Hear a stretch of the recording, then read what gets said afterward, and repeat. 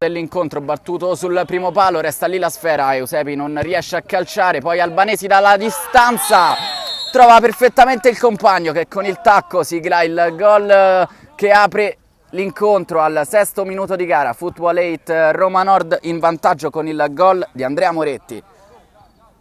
Lancio lungo che passa per Vittorini, prova a girarsi Vittorini, tiene il pallone vivo, arriva Moretti da dietro e ancora Football 8 Roma Nord in vantaggio per la 4ª volta. Cambia il risultato, 4-3 per il Football 8 Roma Nord qui al Garbalia.